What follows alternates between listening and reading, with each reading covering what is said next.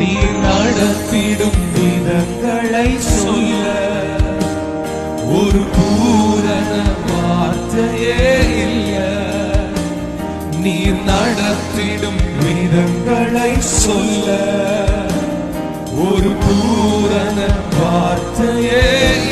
எபினேசரே, எபினேசரே, எபினேசரே, இந்நாள் வரை சுமந்தவரே. எபினேசரே, எபினேசரே, என் நினைவாய் இருப்பவரே. நன்றி, நன்றி, நன்றி. இதயத்தில் சுமந்தீரே. நன்றி, நன்றி, நன்றி, நன்றி. கரு போல